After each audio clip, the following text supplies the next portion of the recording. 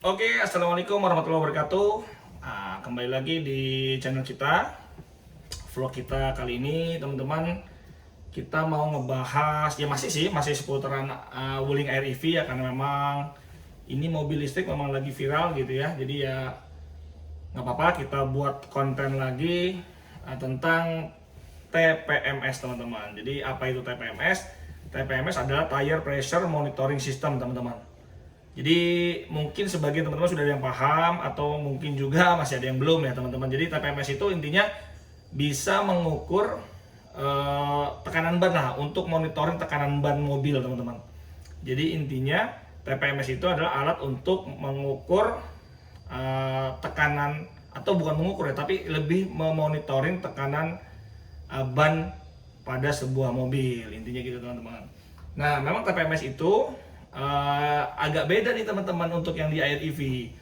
Nah, Air EV ini disebutnya dengan indirect TPMS. Jadi ITPMS atau intelligent TPMS, ada yang bilang indirect TPMS gitu ya. Jadi yang jelas dia tidak yang secara direct TPMS-nya gitu. Jadi kalau kalau saya boleh cerita sedikit, saya kebetulan ada kakaknya dia gitu ya, namanya mobil Wuling Almas gitu ya. Wuling Almas itu dia bannya itu mengusung direct TPMS. Jadi dia memang setiap velg, setiap ban gitu itu dipasang sensor TPMS, teman-teman. Jadi ada sensornya TPMS-nya. Jadi dia bisa mengukur tekanan ban masing-masing ban, masing-masing posisi ban lah, ban depan, kanan kiri, ban belakang kanan kiri, itu semua dia bisa monitor gitu, teman-teman, tekanan bannya. Tetapi untuk yang Wuling Air EV ini, dia ini agak mundur nih ke belakang nih gitu, agak mundur. Jadi kalau teman-teman mungkin sudah, atau teman-teman mungkin ada yang pernah punya mobil-mobil Mercy lama, atau kayak Mazda sih, masih tuh Mazda CX ya, Mazda CX-5 itu masih, teman-teman, pakai ITPMS. Jadi dia masih indirect. Jadi dia kalau indirect itu tidak bisa memonitor satu-satu tekanan ban ya gitu ya. Jadi ban kanan yang depan misalkan berapa bar gitu atau berapa PSI, dia nggak bisa, teman-teman. Jadi dia itu hanya memunculkan warning aja, warning TPMS gitu ya, warning light di MID itu kalau memang terjadi mungkin ada salah satu ban yang problem, intinya gitu, atau yang kempes, teman-teman. Jadi memang ITPMS itu teknologinya hanya seperti itu gitu. Beda dengan yang direct TPMS yang memang dia menaruh sensor di setiap ban gitu ya, di setiap ban ditaruh sensor gitu, teman. Nah itu bisa tuh, dia bisa monitor tekanannya berapa, pokoknya informasinya bisa, teman-teman. Bahkan kadang-kadang dia bisa juga sebagai temperatur, biasanya suka gitu. Jadi setiap ban depan tuh temperaturnya berapa, ban belakang temperatur berapa, kanan kiri berapa, pokoknya semuanya informasinya lebih lebih akurat lah, kita bisa monitor lah, teman-teman. Nah, oke, kita lupain yang itu. Nah, sekarang kita bahas yang Wuling Air EV nih. Wuling Air EV ini memang seperti penjelasan tadi saya bilang bahwa dia mengusung teknologi indirect TPMS. Nah, indirect TPMS itu dia itu mengandalkan sensor ABS, teman-teman. Jadi kita kan ada sensor di mobil kita, itu kan ada sensor ABS ya, anti lock brake system. Jadi dia itu membaca kecepatan, teman-teman. Jadi dia sekaligus membaca kecepatan masing-masing roda gitu ya. Sebagai sensor ABS tadi, dia juga bisa juga sebagai membaca jadi seolah-olah membaca diameter ban, teman-teman. Gitu. Jadi kalau kita ketahui kan pasti antara diameter ban itu kalau terjadi kempes, misalkan ban kita kempes ya. Misalkan anggap aja ban depan nih. Ban depan itu kanan misalkan bertekanan, misalkan anggap aja 2 bar misalkan. Nah, ban kirinya kalau terjadi perbedaan, misalkan ban kiri itu kempes sampai 1,5 bar, berarti kan bedanya ada 0,5 bar. Pasti kan di situ ada beda diameter, teman-teman. Nah, ada beda diameter kan antara ban kanan dan ban kiri. Nah, dengan perbedaan diameter itu, maka si ITPMS-nya ini logiknya itu bekerja, teman-teman. Nah, biasanya nih gitu. Saya juga nggak tahu secara logiknya, saya nggak tahu untuk Air EV ini seperti apa. Tetapi biasanya di mobil-mobil lain itu dia diferensialnya itu biasanya kurang lebih sekitar 25%. Nah, misalkan contoh tadi ketekanan standarisasinya itu misalkan 2 bar, semuanya itu harus 2 bar misalkan. Nah, kalau misalkan ada salah satu roda gitu, salah satu roda itu yang kempes, berarti diameternya kan pasti berkurang. Karena diameternya berkurang, diameter ban itu berkurang, otomatis kan beda putarannya pasti ada dong. Kanan dan kiri pasti akan berbeda teman-teman putarannya itu.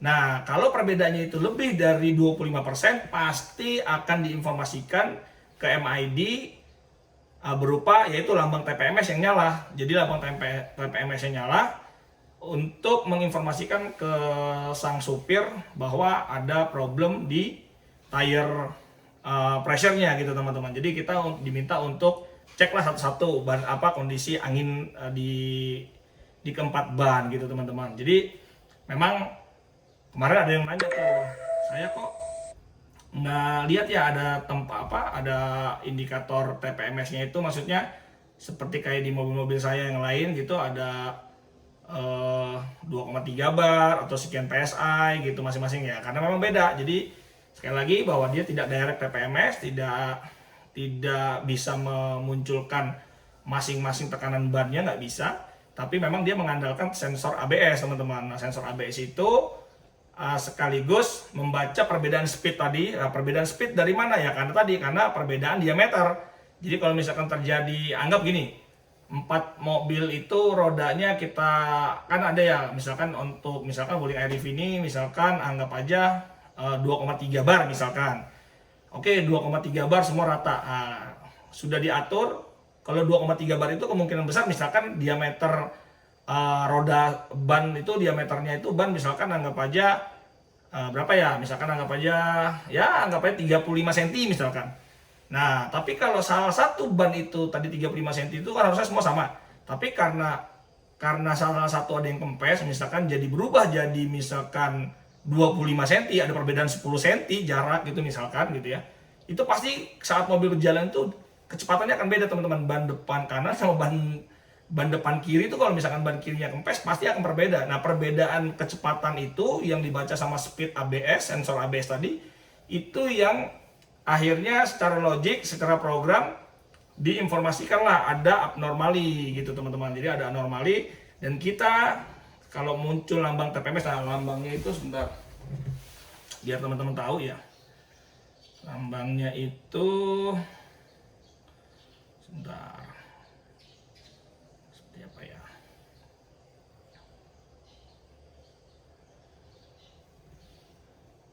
Lambangnya mungkin kayak gini teman-teman. Jadi saya tadi udah sempat foto ya. Nah, ini dia. Nah, saya coba deketin ya. Aduh, nih teman-teman. Lambangnya itu seperti ini nih. Nah, ini ya.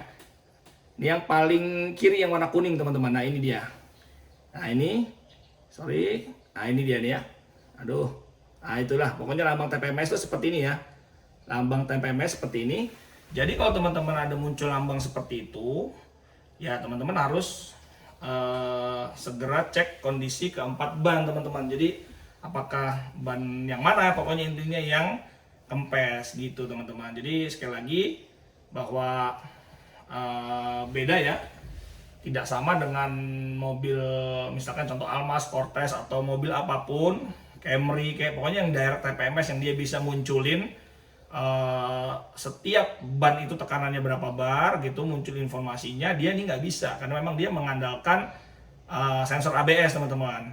Nah, ada juga kemarin yang komen tuh di channel kita ya, kalau nggak salah apa di Facebook saya lupa, itu komen bahwa dia ganti ban ring 14 kalau nggak salah. Jadi AirEV-nya sudah ganti ring 14 dan TPMS-nya nyala terus gitu. Nah, ini mungkin saya belum tahu ya karena saya belum pernah ganti. Mungkin satu karena dia ganti ring 14 itu dia belum reset TPMS-nya. Jadi gini. Nah, saya sebelum masuk ke situ gini. Jadi kalau misalkan terjadi anomali, oke, memang bannya kempes satu gitu. Nah, setelah muncul MID itu biasanya kita harus ngecek kan, Nah, oh ternyata ban depan kempes nih kayaknya nih. Oke, masukin angin. Setelah sudah sama, terkadang kalau bisa jadi teman saya belum tahu nih ya, kalau di mobil-mobil lain itu setelah ada diisi, dia TPMS-nya bisa langsung hilang, ya, bisa juga nunggu jalan dulu teman-teman. mungkin jalan sekitar 2-3 kilo atau 5 kilo, itu dia baru normal lagi, dia baca ulang lagi teman-teman, seperti itu. Ada yang seperti itu gitu. Jadi kalau saya lihat sih kayaknya mungkin ini sama ya. Jadi karena apalagi dia mengandalkan sensor ABS kan, jadi sensor kecepatan kan. Jadi dia butuh jalan dulu, kecepatannya berapa gitu. Kalau memang dia sudah sama kecepatannya, baru dia akan matikan tuh sensor peringatan peringatan TPMS-nya teman-teman gitu. Mungkin seperti itu ya, logiknya akan mungkin seperti itu. Nah, ada kemungkinan yang tadi kalau balik lagi ke masalah pelek ban tadi ganti, terus diameternya mungkin jadi gede kan karena 14 in kan. Bisa jadi ya karena dia jadi nggak anomali teman-teman. Jadi bisa jadi nggak anomali gitu. Oh sorry. Saya mau lanjut tadi, saya jadi baru keingetan lagi. Jadi gini maksudnya teman-teman. Jadi maksudnya kalau tadi terjadi anomali, teman-teman udah tambahin angin, dia mungkin aja tadi dia akan hilang sendiri gitu tanpa kita reset. Nah, tetapi mungkin aja kita reset teman-teman. Bisa jadi kalau terjadi anomali setelah kita isi itu di menu head unit, di head unit itu ada pilihan reset TPMS teman-teman. Nah, mungkin aja dari situ teman-teman. Jadi kalau sudah kita isi, kalau masih MID-nya di MID itu masih ada lambang TPMS-nya, warning-nya masih ada, mungkin teman-teman bisa lakukan reset gitu teman-teman. Ya itu tadi ya, jadi mungkin aja dia saat kita sudah isi angin, kita bawa jalan sekitar 1-2 kilo, dia akan reset sendiri. Saya belum tahu secara logiknya. Atau juga ya kita setelah udah isi ya kita lakukan reset manual. Nah, reset manual itu di head unitnya teman-teman ada tuh reset TPMS. Kalau yang di tipe short rank itu ada di dekat lampu. Kalau ya buat kalau di kita kan ada ya, kalau yang di long rank itu kan ada untuk naikin nurunin lampu ya, lampu depan ya, atau dekat mirror ya, untuk ini mirror ya. Jadi electric mirrornya itu di situ ada tombol. Nah, sampingnya itu setahu saya kalau yang short rank teman-teman, karena short rank kan bohlam, lampunya masih bohlam ya, jadi nggak bisa mainin ini ya kalau nggak salah gitu. Jadi di daerah situlah kalau untuk yang short rank. Tapi kalau yang long rank bisa lewat MID teman-teman, bisa lewat head unitnya, itu kita bisa lakukan reset. Oke itu. Nah terus baik lagi tadi untuk yang sudah ganti ban, pelek ban ya, kemarin tuh ada yang komen itu. Nah ada kemungkinan aja dia error terus tuh karena memang sensor TPMS-nya jadi bahasanya error gitu ya, bisa aja seperti itu. Nah tapi ya mungkin dia belum reset, saya juga nggak tahu juga, makanya coba nih nanti kemarin yang komen silakan aja lakukan reset, siapa tahu dengan di reset ya dia normal gitu ya, mungkin beliau lupa reset, atau jangan-jangan kalau memang di reset tidak bisa ya berarti ya sudah terima nasib ya, karena memang dia pakai sensor TPMS, mungkin karena diganti ukurannya beda. Karena gini teman-teman ya, memang ada kelemahannya teman-teman. Kelemahannya itu tapi saya nggak tahu ya logiknya yang dibuat sama REV, saya nggak tahu.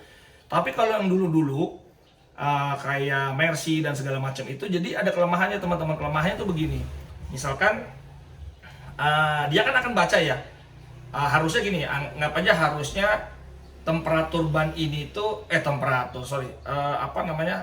ukuran tekanan ban ini, pressure-nya itu misalkan 2,3 bar, misalkan 2,3 bar.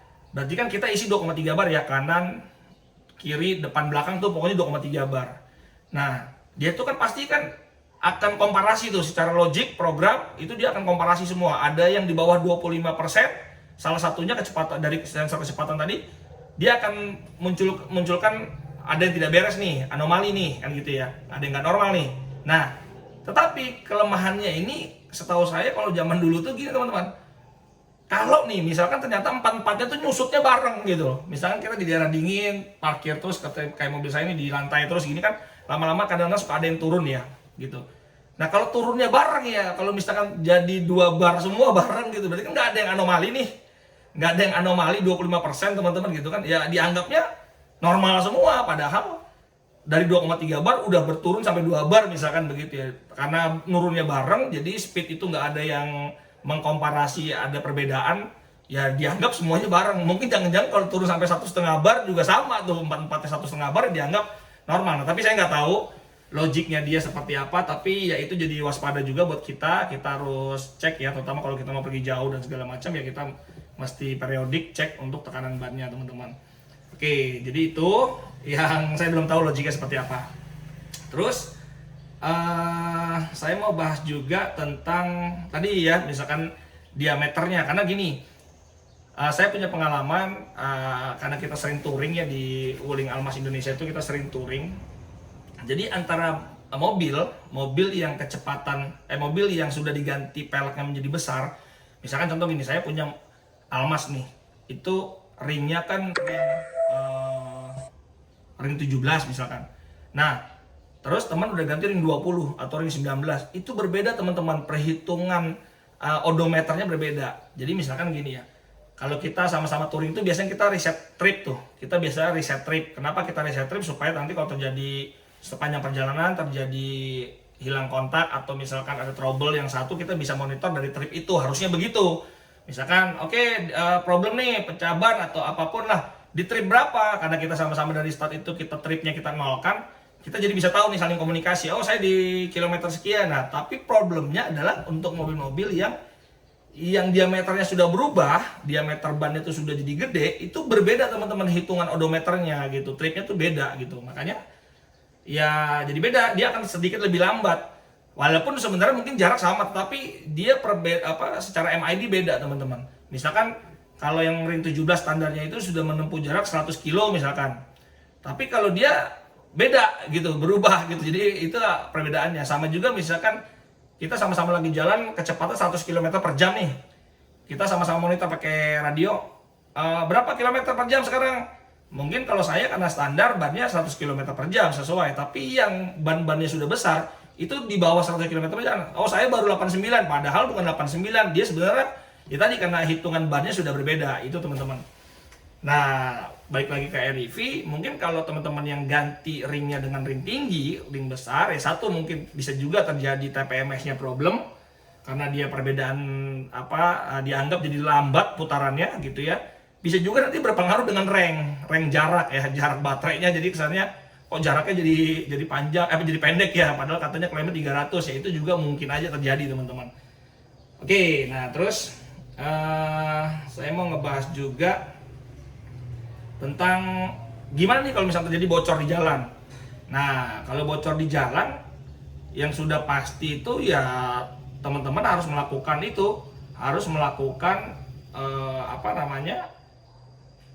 penambahan angin plus sealant. Nah, ini tadi saya udah lihat di dalam mobilnya teman-teman. Ini kan bawaannya ya, jadi ini buat saya sih belum pernah pakai, tapi ya kita baca-baca aja nih teman-teman nih. Ya, ini kan dapat ya bawaan dari Wuling ya, jadi ada sealant. Ini adalah sealant, cairan sealant teman-teman. Nah, ini cairan sealant. Karena memang mobil ini nggak ada dongkrak teman-teman. Jadi di mobil ini nggak ada dongkrak. Jadi kalau teman-teman terjadi kempes ban, jadi jangan cari dongkrak ya, karena nggak ada dongkrak di mobil kita, nggak ada dongkrak. Jadi kita nggak ada yang diganti-ganti ban karena nggak ada tire spare-nya ya. Nah, jadi bawaannya Wuling itu dapat ini, teman-teman bisa baca, mungkin dari sini bisa baca. Nah, ini teman-teman, dia kalau misalnya terjadi kempes, misalkan ada paku nih gitu, ada paku, waduh, tapi ingat teman-teman, kalau bocornya itu ada paku, ada baut, itu jangan dicabut. Lebih baik jangan dicabut teman-teman, dibanding kalau dicabut, nanti malah bisa jadi malah ini nggak bisa berfungsi nih teman-teman. Karena di sini kalau saya baca tadi itu, dia hanya bisa mengcover itu diameter yang sampai cuma 6 mili. Jadi kalau cuma sampai 6 mili itu dia masih bisa nih cover nih, sealer gitu teman-teman. Tapi kalau lebih dari 6 mili dia nggak bisa cover teman-teman. Jadi hati-hati, lebih baik kalau ada pakunya, ada apapun lah pokoknya yang masuk ke dalam situ, saran saya jangan dicabut bautnya atau pakunya, skrupnya atau apapun lah. Jadi biarkan aja nempel, baru kita lakukan prosedur ini teman-teman. Nah, prosedurnya gimana? Nah, ini kita keluarin dari boxnya, teman-teman bisa siapin ininya. Ini selangnya keluarin. Nanti selain keluar di sini ada kabel teman-teman, ini kabel ya, tuh kabel. Nah, kabel ini teman-teman tarik panjang itu masuk ke dalam mobil, kan ada lighter ya, ada colokan power outlet 12 volt. Nah, power outlet 12 volt ini teman-teman masukin ya, teman-teman masukin ini. Oke, nah terus jangan lupa ini teman-teman. Nah, ini cairannya gitu. Nah, cairannya nih teman-teman begini. Nah, jadi yang ini connect ke sini. Yang ini, yang dari pompa nih, kan bisa buat sebagai pompa juga ya. Kalau kita tidak terjadi kempes, kalau kita cuma kempes aja tapi nggak bocor, kita pakai pompanya aja. Ini nggak perlu diturunin. Cairan sealant ini nggak perlu diturunin. Tapi kalau misalkan itunya bocor emang karena ada paku, misalkan kita lihat atau kempes banget ya, mau nggak mau kan kita coba pompa dulu nih. Kalau pompa ternyata juga kempes lagi, ya mau nggak mau harus pakai cairan sealant ini teman-teman. Nah ini caranya gimana? Ini tinggal putar aja ke sini, ya, dikencengin sini. Ini kan ada bautnya ya. Di sini ada baut apa? Ada kayak drat gitu. Nah ini kencengin aja. Setelah itu di sini tempel nih. Ini ada kayak jalur.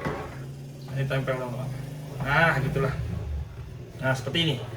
Nah ini masukin ke power, ya. Yang ini masukin ke power. Yang ini ke roda. Nah ini ke roda teman-teman. Ini anggap ke roda, ke ban ya. Nah udah, ini ke power, ini ke roda, gitu teman-teman. Nah itu ikutilah prosedurnya. Di sini sih sebenarnya ada prosedurnya, di sini juga ditempel ada prosedurnya. Jadi saya nggak perlu jelasin lagi biar nggak panjang-panjang videonya. Yang jelas teman-teman ikutin prosedurnya. Di sini ada. Nanti setelah teman-teman sudah isi dan dia mulai naik, itu nggak langsung selesai. Ingat, jadi kan pas mogok, wah kempes, ban bocor, pecah gitu, apa bocor, ya lakukan prosedur ini, masukin, dia isi anginnya, hidupin. Pas dihidupin ini pasti cairan ikut masuk gitu teman-teman. Nah dari situ bukan berarti ini selesai, ini jangan dimasukin, dirapiin dulu nih, taruh aja dulu di bangku gitu atau di bawah kabin. Nanti teman-teman jalan kurang lebih sekitar ya mungkin 1-2 kilo kali ya, jalan dulu, jalan kan ban sudah ada nih, udah ada anginnya nih, jalan dulu biar cairannya itu muter. Nah cairannya itu muter, dia ngisi ke pori-pori, kan bisa jadi ada angin yang keluar ya, saat itu masih ada angin yang keluar kan. Nah kalau memang kira-kira di dalam 2-3 kilo tadi kita jalan pelan itu, nah kalau udah pakai cairannya juga jalannya nggak boleh kencang-kencang loh. Jalannya itu paling dibatasin, kalau nggak salah di buku itu sampai 60 km, 80 tuh maksimum nih. Maksimum cuma 80 km. Jadi untuk pertama kali teman-teman jalan sampai 2 kiloan, 3 kilo itu ya pelan-pelan aja, mungkin 30 km per jam.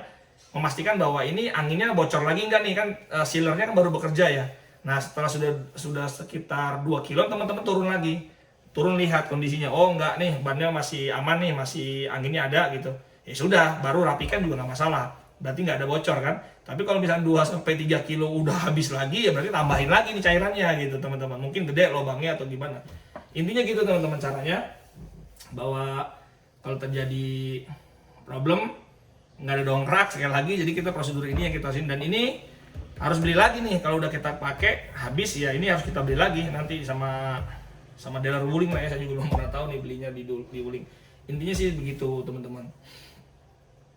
Oke, mungkin apalagi ya yang saya mau jelasin tentang TPMS ini ya.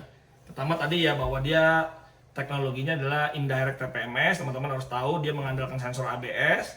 Jadi kalau sensor ABS-nya problem bisa jadi ntar lambang itunya juga ikut problem gitu ya. Apa muncul warning juga bisa aja. Terus juga kalau teman-teman ganti diameter ban gitu ya. Ya bisa diameter pelek ya bisa aja dia menimbulkan problem di TPMS karena dia mengandalkan tadi bermain dengan diameter juga kan, karena kalau kempes ya otomatis diameternya berkurang, karena berkurang otomatis dia bacanya juga beda kecepatannya. Jadi ya begitulah teman-teman, apa namanya prinsipnya seperti tadi yang saya jelasin, seperti itu gitu. Terus apa lagi ya, nah ini juga tadi saya baca ini setelah udah diisi cairan ini hanya untuk emergency aja. Jadi maksimum kalau nggak salah 7 hari. Jadi misalnya kita tadi terjadi problem, bocor, isi sama ini, solve. Bisa jalan lagi. Tapi itu cuma 7 hari teman-teman, nggak bisa lebih. Nah karena bahaya teman-teman, ada cairan di dalam ban itu bikin mobil jadi getar. Ya namanya juga ada cairan ya, perbedaan berat dan segala macam itu kan pasti. Ban itu kan ban aja perlu dibalancing gitu kan, apalagi ada airnya gitu kan, ada cairan sealernya, jadi ya pasti akan menjadi getar gitu. Entah yang pokoknya yang jelas yang ada cairannya itu akan membuat getar teman-teman. Nah itu jadi harus benar-benar diganti, maksudnya setelah 7 hari atau ya kalau bisa langsung besoknya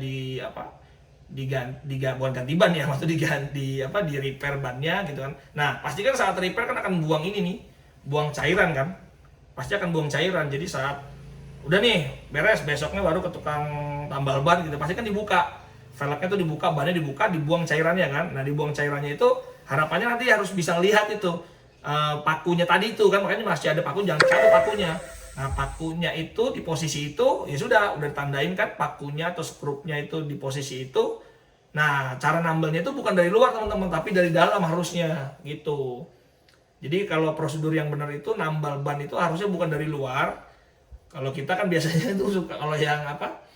Yang ban-ban tubles itu kan kita beli alat tuh. Saya sendiri juga kalau lagi off-road, saya lagi di apa hutan tuh, kalau kita lagi overland panjang itu kalau terjadi problem itu kita udah bawa alat apa tambal tubles itu kan tinggal tusuk dari luar, setelah itu tarik gitu kan, seperti kayak tambal ban di apa silai-lai itulah pinggir jalan gitu kan. Nah sebenarnya yang benar itu harusnya dari dalam prosedurnya. Jadi pas dibuka cairannya buangin, mana lubang titiknya, yaitu harusnya dia dari dalam teman-teman. Jadi dia memplester dari dalam bukan dari luar teman-teman. Ya intinya gitulah apa mungkin tukang tambal ban lebih paham lah gitu ya. Oke teman-teman, gitu aja video singkatnya tentang indirect TPMS, biar sedikit ngasih pencerahan ke teman-teman mungkin yang belum tahu gitu ya, bahwa di AirEV kita ini tidak ada sensor setiap velgnya gitu ya. Sensor velg itu nggak ada. Oh ya, sensornya saya kasih lihat juga deh, siapa tahu ini bermanfaat juga buat teman-teman yang kayak gimana sih, mungkin sebelumnya belum punya mobil yang pakai teknologi TPMS jadi nggak tahu. Nah ini dia teman-teman. Nah ini sensor TPMS yang direct tuh seperti ini. Ini taruhnya pentil ban ya. Ini pentil ban, tapi direct ada sensor TPMS-nya. Dia bisa baca suhu, dia bisa baca juga ya tadi tekanan ban ya, tekanan pressure anginnya tuh berapa teman-teman. Oke, mungkin gitu aja lah teman-teman, biar nggak kelamaan videonya. Siapa tahu bermanfaat buat teman-teman semua. Sekali lagi, jika memang dirasa ini ada manfaatnya, silahkan di like, di share gitu ya teman-teman. Sampai ketemu lagi di vlog kita berikutnya. Assalamualaikum warahmatullahi wabarakatuh. Dadah.